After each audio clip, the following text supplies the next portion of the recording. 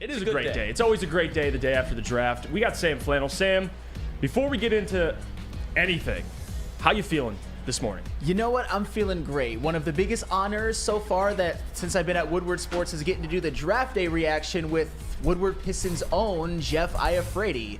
Didn't I just see you on TV last night for what, like 5 straight hours? What are you, like the Truman Show now? You're on every show ever. Yeah, well, I was helping out the heavies. I was doing audio for them, and then we did the NBA draft show. And again, anybody who tuned into that, we appreciate you. They continued the live on Woodward Pistons over in Studio B, but it was a blast, man. Sitting there, obviously covering the NBA draft. I feel like this is every single year where you talk about 15 different prospects.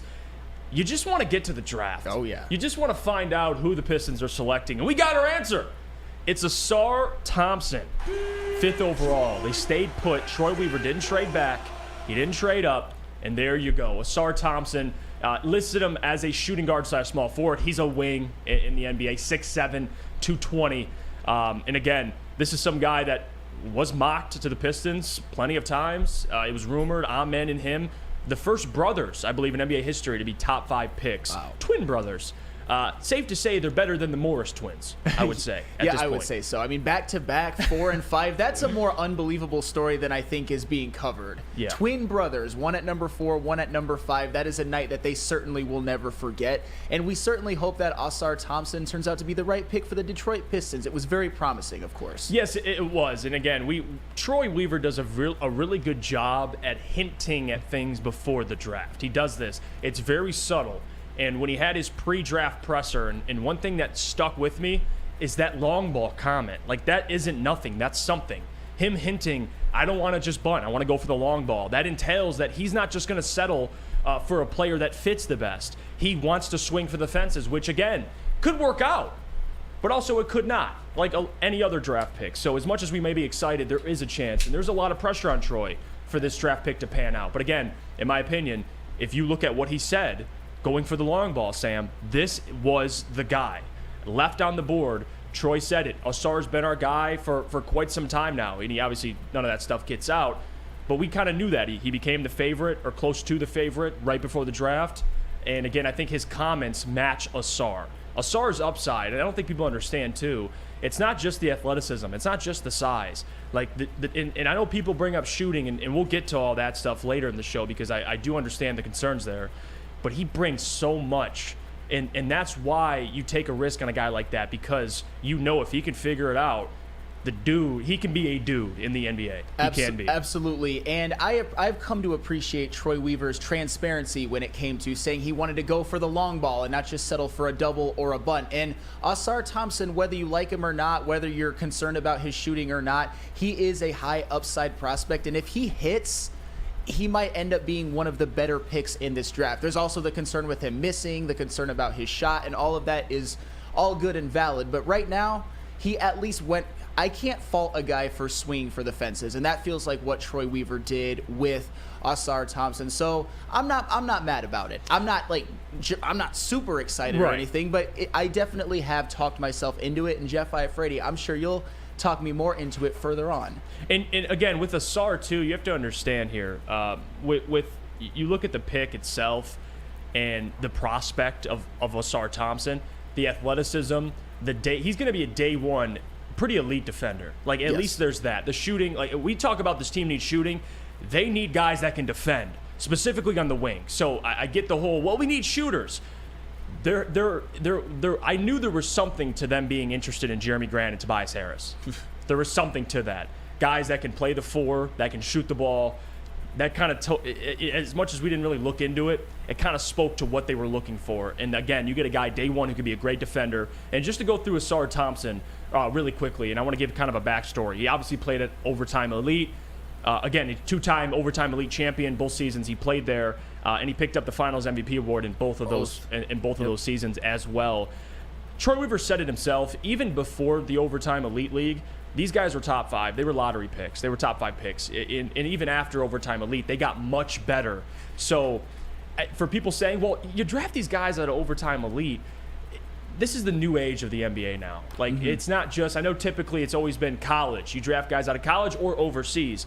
There's so many other options, Sam. You got G League Ignite, you got the Overtime Elite League. Like, guys can showcase their skills no matter where they go. And in the NBA draft, compared to other drafts, you draft on potential. And I think Ausar, if you're talking about potential, has the highest upside of anybody else in that draft spot. I mean, yes, the players that were left on the board, I mean, could you have taken Taylor Hendricks, my guy? Of course. But I understand the philosophy for Troy Weaver. I understand trying to take a swing on a guy like Ausar Thompson. And again, you talk about fit. There is that fit part that plays into this as well, because Ausar with Amen, they've played together their entire lives, but Asar's always played off of Amen. He's always played off ball. So the fit, he's going to get used to playing right with Cade and Jaden Ivey. And Troy said it himself. In today's NBA, you need multiple guys that can make plays with the basketball. That's the truth. As much as I like Taylor Hendricks, he ain't making plays off the dribble like Ausar Thompson. He just isn't. No. So in the modern day NBA, I think it's a great fit. If he can figure his shot out or at least be respectable, he's going to be a great player. He will be. Well, that, of course, is the key with Ausar Thompson. And to be fair, obviously we know that his shooting percentages were not pretty in the Overtime Elite League. He was a 30% shooter in the regular season from three. Not great. And that is definitely a concern, especially given the fact that Taylor Hendricks, Jarris Walker, and Cam Whitmore, all who were available at that slot, who I personally would have preferred them to pick at the time, all shot better in college than Ausar Thompson did from three in the Overtime Elite League. But I'll tell you what, one thing that gives me hope that Ausar Thompson can become a good shooter is in the Overtime Elite playoffs, he bumped that three-point percentage up to 39%, which is, if he can shoot 39% from three in the NBA at any point in his career, that would obviously be a home run pick. That would be one of the keys to Ausar Thompson reaching his ceiling and being that actual home run pick that Troy Weaver said that he was going to shoot for, obviously, or swing for. And you already mentioned it, Ausar Thompson, he's going to come in. What I like about this pick, too, is having Cade Cunningham back and having Ausar Thompson, their defense is going to be exponentially better from day one, presuming they're both healthy, than it was last year. You're not going to be looking at the Detroit Pistons as one of the worst defensive teams in the NBA, or at least not as bad as they were last year. And Ausar Thompson, an athletic wing who can guard the perimeter, the Pistons needed wing depth. Obviously, they have Bojan Bogdanovic right now, who is a three-point sniper, but he's not a defender, and he's older. They're looking to get younger, they're looking to get more athletic, and they're looking to get people who can score in transition. I mean, imagine Cade, Jaden Ivey, and Ausar Thompson coming at you on the fast break. There's going to be lots of explosive plays, I will say, and like I said, the more I talk myself into it, the more I look up on him, the more I hear people I trust seeing Ausar Thompson's praises, the happier I get about this pick. Yeah, and also they weren't done there. Troy Weaver traded up again in the first round, and he traded two second-round picks and 31 for 25, and selected Marcus Sasser out of Houston, who again 6'2". He's the size of a point guard, but he doesn't play like a point guard. He's a two guard. He can shoot the hell out of the ball. He's a nasty perimeter defender. And you look at what the Pistons need too with Killian Hayes. And I saw the tweets last night. Goodbye, Killian. This is it for Killian. Guys, you have to understand too, and although you may be correct there, we'll see what Killian does this season. The other part of it is they can technically play together. Like, Marcus Sasser isn't the playmaker Killian is, and they're both great defenders. But you got Marcus, who is a hell of a shooter, and you got Killian Hayes, who's a hell of a playmaker and defender. Those two guys can share a backcourt. Killian Hayes is 6'5". Like, Marcus Sasser and him can play together. But regardless, Marcus Sasser, I love it. I do, because you look at the point guard depth, at least on this team. I mean, as much as we all love Corey Joseph, yeah, you got to get some more depth there. Do we love Corey Joseph as much as we love Corey Joseph? No, I'm kidding there. But regardless, Killian Hayes, there's still question marks with Killian. You take Marcus Sasser. I love the pick. What are your thoughts on it when they traded up and got him? Well, for the record, I still want Killian Hayes gone under just about any circumstance, because I still believe, even though Killian Hayes does have some strengths, that if you can't shoot 40% from the floor and 30% from three, all of that weakness alone basically outdoes all of the strengths you might have. But to further your point, I can see a scenario in which Marcus Sasser and Killian Hayes can play together because they have different skill sets. If you're worried about shooting for the Detroit Pistons, Marcus Sasser already has it in droves. He shot 38% last year at Houston from 3, which is very, very good. On like 6 attempts, too. 6 attempts. With Ausar Thompson, you worry about him developing more of a consistent shot. With Marcus Sasser, you already know that he has one. And you mentioned that Marcus Sasser, despite being 6'2" and listed in some spots as a point guard, he's not much of a playmaker. He is looking to score, and he is a tenacious perimeter defender. He's one of those guys that will just be a pest defending NBA guards. He's going to be one of those guys, and I saw Sean Murphy kind of say this about Anthony Black, but I think this applies to Marcus Sasser. Some NBA veterans are not going to want to play against a young, energetic Marcus Sasser going hard at them right. the whole game. So that all that being said, they could play together. Killian Hayes has better size and he's a better playmaker, and Marcus Sasser can shoot and Killian Hayes obviously cannot, and they both can defend. Obviously, I still want Killian Hayes gone, but that might be that pairing that he needs in the second unit when it comes to the point guard and shooting guard. I can talk myself into it. I don't love Killian Hayes still, but I can see the pathway, Jeff. I can see the pathway. You sound like a lot of Pistons fans often. I know. There's always a pathway everybody can see. So is Sasser, just because I watched a lot of film on like the top, like the lottery guys. I didn't watch a lot of film on like behind that. So is Sasser going to be a guy that comes in and is able to play make too, or do you think he's going to be a guy that comes in as kind of like that burst off the bench, kind of like the campaign in Phoenix? He's more of a burst off the bench guy, but also he's a better defender than Campaign. But for Sasser, he's a scorer. I think the playmaking side for Marcus Sasser is something that's not the reason why you drafted him. You look at the shooting, you look at the tenacious perimeter defense that he provides. Also, like there's a lot of things. You bring a guy like Marcus Sasser off your bench, if he turns into even a dependable NBA player, that's going to be a guy you like in the playoffs. Like guys that can come off your bench, defend, shoot the three. Not saying he's Derek White, but guys like that come off the bench or can start. We'll see what Marcus Sasser's career looks like. But right now, I like the prospect. Now we'll see what he becomes. Well, I mean, you even mentioned Derek White. You're not comparing him to Derek White. No, but role. If he becomes a Derek White type player at pick number 25, then it will have been a successful pick for the Detroit Pistons. And I think I like the pairing of Ausar Thompson and Marcus Sasser as a pair more than I did when I had just known that the Detroit Pistons had picked Ausar Thompson at number 5. As a pairing, I think they complement each other well, but we shall see. They both have a little bit in some ways of what each other doesn't. Hopefully they can impact the Pistons greatly even as soon as this season. We'll spend some time now talking about Jack Campbell because we kind of covered him with winners. But I think there's more to talk about with Jack Campbell because one thing I got to say about Jack is even for a rookie, his game is so mature. And you see the game slow down even from one preseason game to the next. He never looks out of position. At least with the Giants, you saw that a couple times, but he adjusted against the Jaguars. And he's a guy that, again, is always around the football. Athletically, though, you could line him up in different spots. Like I saw him in the slot. Yeah, they had him split out wide, man on man with the running back for the Jaguars. And that's what you want to see because that was the biggest concern. And guys, he's 6'5", what, 240, 250 missile. And he's guarding running backs. He's covering running backs in the flat. He's guarding guys in the slot. I mean, he's all over the place. So Jack Campbell, I think, we talk about the impact he'll make. Him eventually wearing the green dot.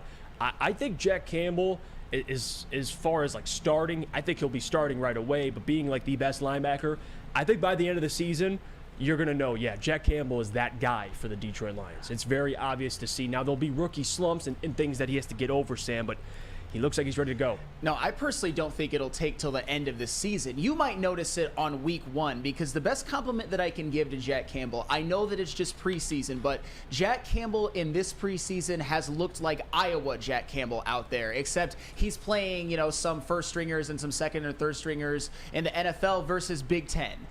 Jack Campbell is a heat-seeking ghost of ball carriers, to paraphrase Dance Gavin Dance. It doesn't matter who's carrying the ball, whether it's off of a catch or off of a run, Jack Campbell will find the football. He has a nose for the football, which is, I know it's a little bit cliche, which is, I don't know if I've seen anything like this in a very, very long time, since maybe DeAndre Levy when it comes to linebackers who just have a nose for the football and are a tackling machine. Jack Campbell, I am more confident now after these couple preseason games that you can basically just pencil in Jack Campbell for the next, at least for the duration of his rookie contract. He is the starting off-ball linebacker for the Detroit Lions, and I think he will be hugely impactful in the resurrection of this defense from a bottom 5 to maybe a very, very good defense this year. And Jack Campbell, I think if he continues on this trajectory and has a great rookie season like I think he will, that will most certainly happen. And I will make 2 personal guarantees right now. I know a lot of you don't like the Flannel Sam guarantees, but I think these are very, very reasonable. That's why I'm guaranteeing them. 1, Jack Campbell will 100% lead all rookies in tackles, and I don't think it'll be even close. 2, he will 100% lead the Detroit Lions team in tackles. And on week 1, you are going to see, even at Kansas City, that's a very, very tough environment, you are going to see that he is the best linebacker on the team already, because we mentioned him being good in coverage and being lined up against running backs. He has actually played more snaps in this preseason in coverage snaps than run defense snaps and pass rush snaps. And I think Jack Campbell has held his own very, very nicely, because it was a bit of a concern coming out of college, but he also was pretty good in coverage in college. I think just there were a lot of, I would say, biases against Jack Campbell, which were not necessarily his fault. The fact that he was drafted number 18, the fact that he's an Iowa linebacker, the fact that he's kind of got that scrappy gym rat, all of the white defensive player stereotypes, but he's First one in, last one out. That's the thing, Type though. of guy you want to marry your daughter. But when you look at his play on the field at Iowa in the preseason, you see how good he is, and you even see how athletic he is. He's gonna surprise a lot of people with his athleticism and his skill, kind of like a certain Lion did last year named Aiden Hutchinson. So far, to me, Jack Campbell has 100% been the MVP of the Detroit Lions preseason and the one who has stood out the most. Yeah, Blade says having 4 starting caliber linebackers is fire. Anthony says, I'm old enough to have watched Spielman in literally every tackle pile in the 90s. Which I feel like, and I don't want to say Jack Campbell will be Chris Spielman, but he does kind of seem like that type of player. Every time there's a pile up, Jack's jumping in there. He's always in there around the football.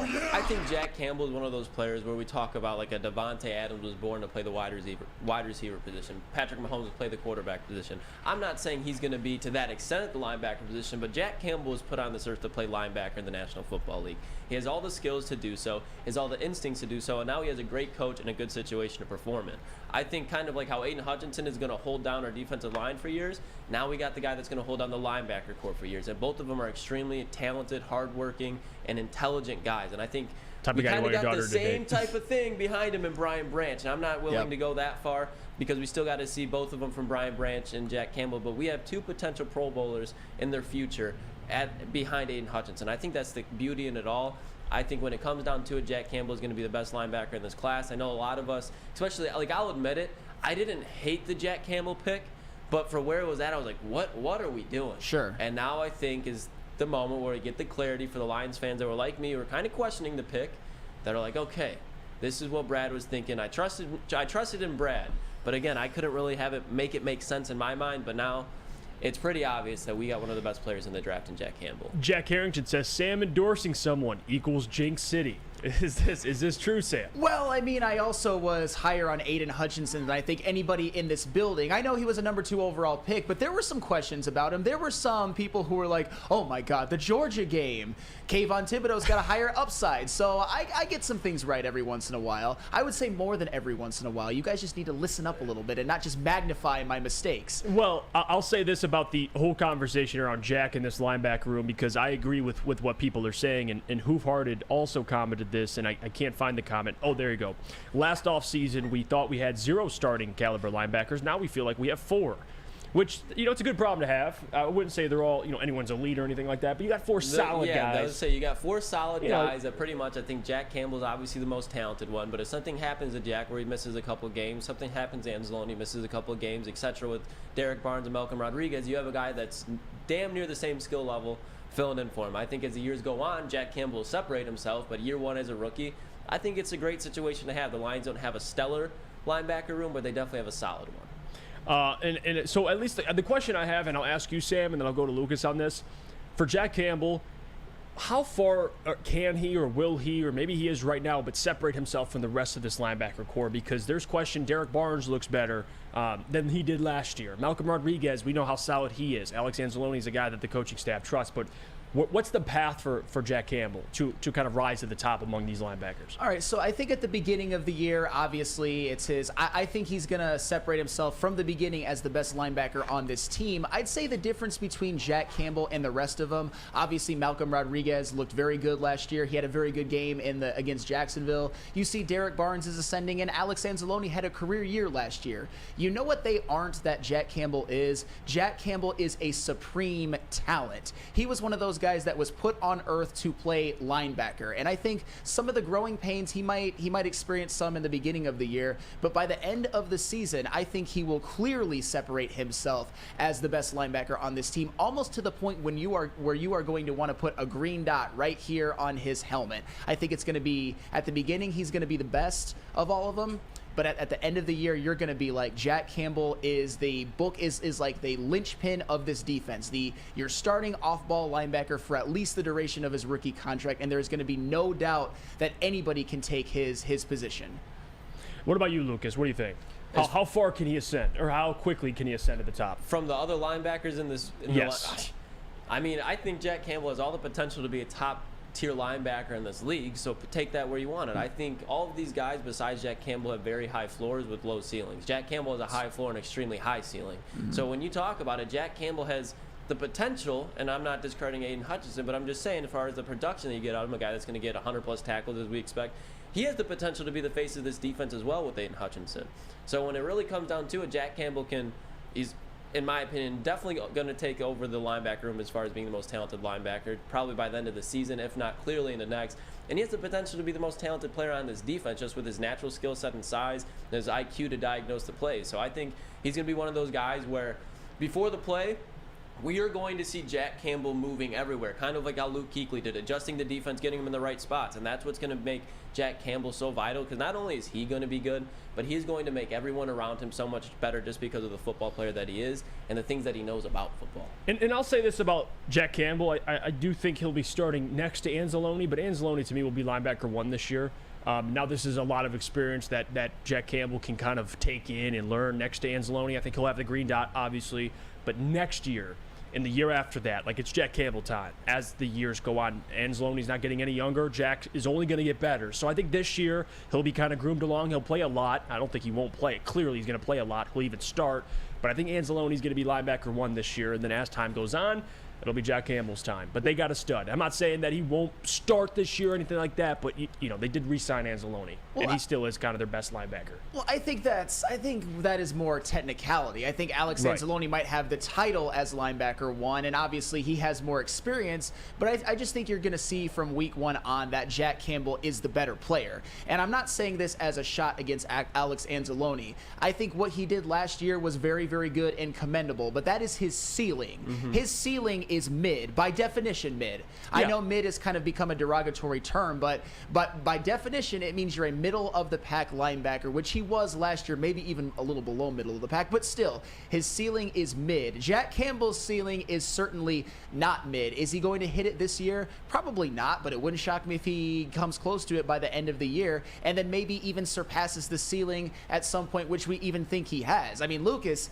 you're talking about him maybe being the face of this defense someday. He could be. I mean, I'm not saying it's a fucking guarantee, but if there's like we talk about impact on the game, stopping the run, stopping the pass, that's what Aiden Hutchinson does, and that's what Jack Campbell's going to be in a position to do, because Jack Campbell is also an amazing blitzer. And I think what we discredit about this is Jack Campbell's strengths as a player, even in his rookie season, are what a lot of the Lions' defense's weaknesses were, as far as sniffing out screens, stopping the plays before they get past the line of scrimmage. Jack Campbell, even if he's not the one making the tackle, he's going to take on a block or allow Rodriguez, Anzalone, all those things that the Lions needed, Jack Campbell brings from the linebacker unit. I think he's just overall just a safer player to have on the field, and he's without a doubt the most athletic player in that linebacker room.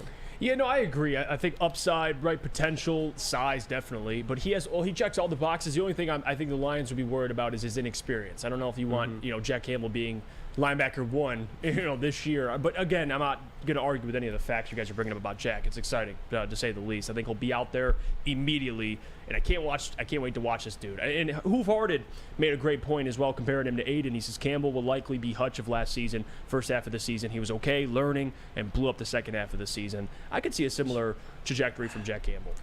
I don't know, though, because... Sam, no one's saying he's going to be second in Defensive Player of the Year. No. We're just saying that the trajectory. He's going to struggle, but then be very, very good. You actually didn't know where I was going with that. I think Jack Campbell will actually acclimate himself quicker than Aiden Hutchinson, because Aiden Hutchinson, you remember what he had to walk into last year. He was supposed to be the savior of a defense, which the previous year was terrible. We had no idea that 4 rookies would make a huge impact, but that's what Aiden Hutchinson was tasked with.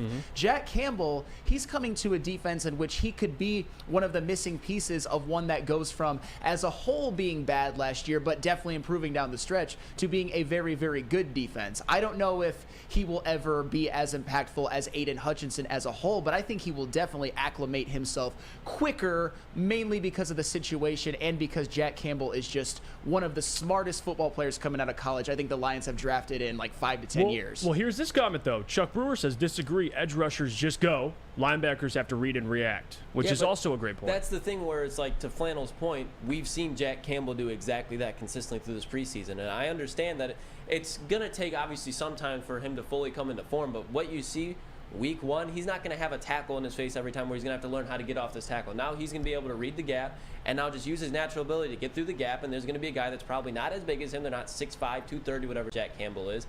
And it's just through the preseason, you have watched him. If anything, he's kind of over-pursued instead of under-pursuing, and that's what you'd rather see because it's going to turn him to the inside where there's more help. And I just think Jack Campbell, I understand that, it's going to take some time.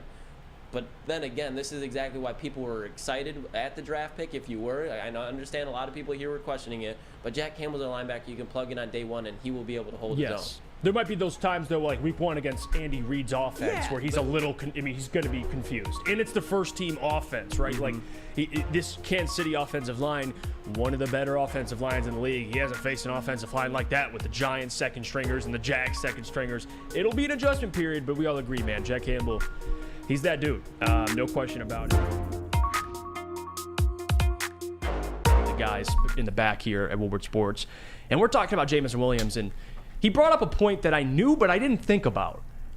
Jameson didn't play really a lot in college at all. He didn't play at Ohio State. He played 1 year at Alabama, then was drafted into the NFL. Drafted to the Lions. Missed a majority of his first year and was suspended the first 6 games the following year. Now, he does deserve blame for the suspension. It was dumb. I didn't like the suspension, I didn't like the rule itself. It was that's me, though, but regardless, he was suspended. So, again, he's not absolved from blame. But if you look at from last year to this year, total number of offensive snaps in totality, 478, okay? The last year and a half, roughly. And then you go back to St. Brown's rookie year. He had double the snaps in 14 games. Jameson Williams so far has played around 17 games in his career. So about the same games, St. Brown has had double the snaps his rookie year. So when we bring up targets and we bring up snaps, being on the field and getting targets, that equates, especially if you don't drop the football, which he's been a lot better at that. I know early on that was the big conversation. That equates to stats. Like if you're playing a lot and you're getting targeted, you give him an opportunity, that can equate to stats. And the last 2 weeks, the snap count has been increasing, or the last couple of weeks. And Sam Flannel, I think we're starting to see him used the way that I wanted him to be used. Not just, a gadget. Not just hey, we're going to throw a deep shot to him once or twice and we'll call it that. We'll call it a day after that. They're using him in different ways. They're targeting him early. And the routes that Khalif Raymond was running before J-Mo fully got back, you see J-Mo running those routes, the little drag routes. Give him a 10-yard dump off and let him just get yak. That's what Jameson could do with his speed. Him and Goff are on the same page, and Goff is starting to trust him more and more. And I absolutely love that Ben Johnson, and I don't think these guys don't check social media. I don't think that Ben Johnson has seen the discussions, but they're using him more, and it's paying off. Jameson Williams his stock is rising. In this team, what are they missing on offense in terms of their wide receiver core? A number 2. They have Amon-Ra St. Brown, and I'd say their number 2, Sam Laporta, a tight end, which isn't bad. I mean, nowadays, tight ends are basically wide receivers, so I don't have an issue with that. But a number 2 wide out, or a guy that can move around, a wide receiver. And J-Mo's kind of starting to creep up and take that spot. You look at the last 2 games for J-Mo, and it started really 2 games ago when you started looking at the success he's had when he led the team where he was tied with St. Brown at halftime in targets. But you go back to Denver, he had 7 targets, 4 catches, 47 yards. Okay, good game, solid. Then you look at this last game, 6 targets, 5 catches, 43 yards. And again, made another guy miss. That's what he's been doing with the football, making guys miss, which honestly is something we haven't really seen a lot of because they haven't really given him the ball in space. It's more just deep shots, allowing him to run like a track athlete. But now they're giving him the football and kind of letting him make plays. Sam, it's paying off. And I think Jameson Williams is only going to get better. And that's why I brought up the snap count, because he hasn't played a ton in the NFL. So the more experience he gets, the more time he's out there making plays, getting used to the NFL, getting comfortable. He only played a year in college. I think all the experience helps him, and he's gaining more of that. And he's heating up at the right time, right before the postseason. He's a weapon that I'm happy the Detroit Lions are utilizing. Because I've always been a J-Mo fan, and I know we've had these arguments, and I agree that he's not absolved from any blame. I don't want to say that. But he's proven people that he can be a piece of this team for the long term. One thing I found kind of interesting, especially with the way they've used him in the last couple of games. You look back to some of his highlights earlier on in the year. You look at the Tampa Bay game where he caught that long touchdown pass to put the game out of reach. That wasn't a game where he was on the field a lot, but when they needed him to be that deployed weapon, he certainly was that and made the big play in the game. You look at the game against the Chicago Bears where they were down by 12, were looking to cut the Bears lead and then get a stop and then get the ball back. One of the ways you do that, especially when there's not a lot of time on the clock, is you need to hit a big play, and they did to Jameson Williams. But even during that game, you didn't see him on the field a ton. He wasn't getting some of those timing routes that he's now getting. You look at the New Orleans Saints game, he scored on like an end around. That was obviously a huge play in the game, but that was another one where it's like they're not targeting him a lot. He's not on the field as much as maybe you'd like. But in these last couple of games, I've noticed that he's getting a lot of those same routes that they were giving to guys like Josh Reynolds earlier on in the year, guys like Khalif Raymond, those timing routes. Because one of the things that I noticed when watching the game, and I think this is impressive about the Lions offense when it's humming, is a lot of those throws Jared Goff is making are at his drop back just right on time. Those routes on the sideline, those routes down the middle, and most of them throughout Jared Goff's career in Detroit have gone to Amon-Ra St. Brown, and then this year Sam Laporta, and at the beginning of the year Josh Reynolds. But they clearly, Ben Johnson, the Lions coaching staff, Jared Goff, they trust that Jameson Williams is going to make the plays. He's going to make those 3rd and 7 catches that are going to result in first downs. He's going to make those catches in traffic. He's going to make those ones on the sideline where he has very little room, but he still manages to juke a guy out of their shoes, and I'll give him a lot of credit for that. So Jameson Williams is turning into a guy who may turn out to be the number 2 wide receiver, not just a gimmicky player who runs go routes and gets end arounds. He's becoming more of a complete receiver like he was at Alabama. I still want to see him have that game or that play where he catches a short pass and takes it to the house. I still want to see him have that game where he maybe gets like 6 catches for 100 and some yards and a touchdown. But I like the way that they're using him more now, especially because they obviously have faith that he could be an every down receiver. And you haven't seen that throughout much of the year, but in the last 2 games you have. And kudos to Jameson Williams for that. Yeah, and no doubt. I want KG's opinion on this, too, because, KG, we've been in kind of lockstep with J-Mo. You believe in his potential. How does it feel to kind of see him get the targets? I mean, 6 targets, 7 targets. I think that's going to continue, hopefully. Yeah, it's validation, man, because this guy, he's been working hard the whole season. And the difference between like a Khalif Raymond 11-yard, route and a J-Mo 11-yard route is J-Mo's can go for like 44 in a touchdown. That's why we've been screaming, like, you have to get the ball in this guy's hands. Get the ball to your best playmakers in space and watch him work. And you're, like Sam said, you're starting to see more of what this guy can do. He can catch in traffic. He can catch on the sideline. You're seeing more of his route tree now. He's becoming more of a complete receiver, but you can only do that when you're being targeted. And it just seems like Jared Goff is finally starting to gain trust with J-Mo, and you're seeing the results. Yeah, you're speaking facts, KG. I'm with you. And you brought up a great point, too. It's not just the receptions, it's how he's getting the football. He made a tough catch against the Broncos. Yeah. Like, both hands ready to catch the football. It's not just what he's doing, it's how he's doing it. It's like, okay, he's showing us more and more, which is a positive thing. Will Herban says Pistons hat today is crazy. He said, damn, KG, Hey, with the man, Pistons. somebody got to support this bullshit. Somebody has to. Somebody got to, Somebody man. got to carry the boats. Brandon, what about you on J-Mo? I know you've been high on him. Just how his play as of late. Yeah, I think his play of late, I think it's more a thing. It speaks to the comfortability that Jared Goff is getting with Jamison Williams. Early in the season, it looked like they couldn't get their timing right, like their chemistry was just off, and I think it plays to the fact that Jamison has just missed some time. Right. As they've gotten more comfortable, it seems like, and Jared Goff talked about it, they've had the opportunity to really, really go and target this guy, and we're seeing exactly what he can do. I'm hoping that the targets continue to go up. Like, yes. I know Terry Foster, the great man, he was talking about it on Woodward and Maine, the Lions Insider Show here, hosted by Matt and Gabby, that he wants to see him get targeted like 11, 12, 13 times a game. Right. Hold on. Okay. That's where I'm going to stop. Trust me, selfishly, absolutely. Because you got to give Amon-Ra his 14. It's a lot of weapons on this squad. That's why, because that's where me and Sam agree. It's hard. You got a lot of mouths to feed. I mean, selfishly, I would love if Jamison got. I think 6 to 7 is money, because if he can catch 5 of those a game with his yards per catch and his yak, he can get you 60, 70 yards. And that's where I was going to. Like, me personally, I believe 7 to 8 targets a game, especially if his hands are looking as sure as they have over the last couple of weeks.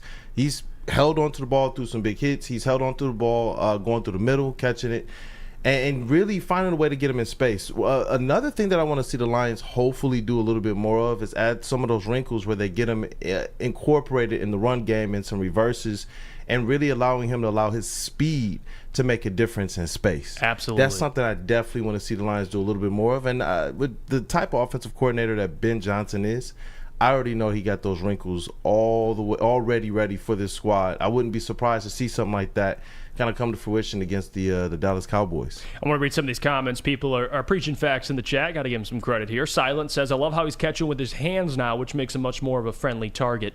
Wheezy D says they actually have him an opportunity, instead of giving Amon-Ra St. Brown all the in routes, give J-Mo some. There you go. Max Mayer, I think J-Mo's yak in the Broncos and Vikings game shows growth. James says, I think Benny Johnson is creating plays that make J-Mo move up the progressions. I know John Macroon asked J-Mo about that, and he's like, hey, most of these plays, I'm not the first option, the first read, or even sometimes the second read, which, that's going to happen. You got St. Brown and Sam Laporta, who are playing out of their minds. Of course, those guys should be the number 1 and 2 progressions for Jared Goff. Get the football to one of those guys and then kind of figure out after that. But the fact that they're utilizing J-Mo, drawing up some plays for him, it is positive. There's no doubt about that. Danny Sullivan, 5 for 60 from the 12th overall pick. This is what we want. I will admit, if you're a 12th overall pick, absolutely you should be a number 1 wide receiver. I'll admit that. But what are we going to do now about it? He's already drafted. He's here.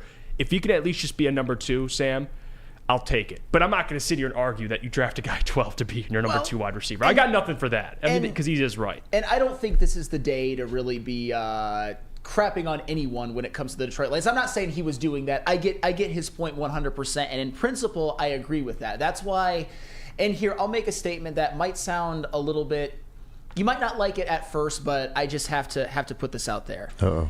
Jamison Williams is the people who are now saying that he is unequivocally not a bust, and anybody who even mentioned that are crazy. I don't think he's earned that quite yet. But he is making plays, and he is becoming more involved into the offense on a team that's winning. And I think people like Terry Foster who say, give him 20 targets next game is a little crazy, because you don't need to. Because here's the thing. When Jared Goff is your quarterback, and this is not a knock on Jared Goff at all, you are going to need receivers like Amon-Ra St. Brown, who can run those short, concise routes, and the timing can be perfect. You're going to need a safety blanket like Sam Laporta, who obviously Jared Goff has great chemistry with and can also run the timing routes very, very well. Jamison Williams, to me, will never be as good of a possession receiver as those two are. Yes. But if Jamison Williams can maybe make a game-breaking play or two a game, along with being a capable possession receiver, which he is showing in these last 2 games, that is where Jamison Williams hits his ceiling. But I will always say, as long as the Lions are winning and their offense looks like it's humming, I'm not going to complain, because I'm not going to be that person that does that. And I'm just saying, if we're doing 60 yards a game, you know what that equates to over a 17-game season? 1,000. Nice. So, although I agree that if you draft a guy that high, you expect him to eventually take over as the number 1, but you also have a St. Brown, who's a top 7 wide receiver. You just happen to find in the 4th round. So, yeah, that is one thing. But still, I'll take 1,000 yards from my number 2 wide receiver if he can give me 60 a game. If he has an 1,000-yard season, I mean, that's what more can. If he has multiple 1,000-yard seasons, that would be spectacular. Now, this is a great point, and I'm not saying that J-Mo's this player, but when you think of number 2, Max Mayer says Waddle's a number 2, and he was drafted higher than J-Mo. Yeah, but Waddle's had 1,000 yards every year he's played. So for J-Mo, if he does get 1,000 and he's a number 2 option next year, the following year, whatever, I'll take it. And he might not be a number 2 receiver forever, but you know, when a guy like Amon-Ra St. Brown emerges like he has, that might render Jamison Williams the number 2, but they're just different kind of players. Maybe they can be 1A and 1B someday and just be used a little bit differently. It could happen. And for the record, I'm not saying that Jamison Williams is a bust, or I think that he will be a bust. I'm just saying that he hasn't done enough for people to say, oh my goodness, he's unequivocally not a bust and everything you said was wrong. I think he's getting there, and I hope that it does get to that point, but I don't think he's there quite yet. That's all. And another guy to bring up, and actually I'll give credit to Booner for this because he brought this up first. A good comparison for him, or a player he should, at least if you look at the situation, how he would be used is like a Devonta Smith, I think, with the Eagles. Again, another guy who's had 1,000 yards, but just how he plays alongside AJ, he's skinny. He could be a guy that in games could take over games. In some games, he's quiet. AJ Brown's the number 1. That's what J-Mo should strive for, is the Waddles, the Devonta Smiths. 2 guys that were drafted high, and they're still really good players, but they're number 2s alongside a great wide receiver, which I think St. Brown is. Yeah. He's in at that echelon. Oh, so J-Mo becomes Devontae Smith, and bravo. Give me 1,000 a year. And he's more explosive than Devontae Smith. Yes. Who is also very explosive himself. Who won a Heisman at LA. But Jamison Williams, he's got that 1% speed, more than higher than 1%. You know what I'm saying? It's a good problem to have, though. Yeah. The thing that this conversation to me really, really screams is that they have a wealth of riches on the offensive side of the ball, True. man. Big And that's facts. an awesome thing. I mean, they got 2 really good running backs. They have a lot of good targets for Jared Goff out there. And to me, I don't believe that it's just Jamison Williams isn't getting the targets just because he's not ready. I think it's because of all of the other players that you guys mentioned, and obviously the chemistry with the tight end. They knew that Sam Laporta was more of a wide receiver type of tight end when they drafted him coming in. And we've seen our quarterbacks here throughout history of the Lions franchise have major success with tight ends. Right. Adding a Jamison Williams to that and allowing him to just kind of get up to speed, especially given what you talked about, not that much experience in college coming into the NFL and needing to kind of get comfortable himself in his own skin. It's a great problem for the Detroit Lions to have, and I do believe that Jamison Williams, as this thing continues to go on, is going to be a plus. I really do. I think for J-Mo, it'd be nice that, and I don't want anybody to get injured for St. Brown. He's been healthy for the majority of his career, and that's a good thing. But if there's a game, it doesn't happen often, where St. Brown struggles or St. Brown misses a game, because you look at Waddle and Devonta Smith, if A.J. Brown's struggling, Devonta's going to make plays. If Tyreek Hill's out, you saw Waddle make plays. He got over 100 yards. That's where I want, if St. Brown, which rarely happens, but if he's struggling at one game, or they're bracketing Amon-Ra St. Brown, I know you have Sam Laporta, but that's the next thing for Jamison, is go take over a game. And he hasn't done that yet, but still, that's probably the next step for him. I haven't seen his confidence in his young too, career. man. That's what makes me really comfortable, is that I would assume that a lot of players who come in and kind of have that start to their season, to their careers, that their confidence would be dinged and they would just kind of be relegated to some kind of lesser role. But he's stayed engaged the entire time. That's a great man. point, too. The entire time. And I do believe it's going to make him ready to be able to step up when the Lions ultimately need it. And that's what's so significant to me about the fact that when we talk about the amount of targets to the amount of touchdowns he's actually had, that to me speaks to a guy who has stayed engaged. He thinks highly of himself. And I think that confidence is going to go a long, long way for Jameson Williams really meeting the mark for us. Absolutely. Let's head to break. Speaking of wide receivers, let's get to St. Brown. And I have a prediction I want to revisit that I talked about early before the season that me and Klotz got into it about. And we're going to revisit that when we come back. But first, got to hear about our friends from Swiss Insurance.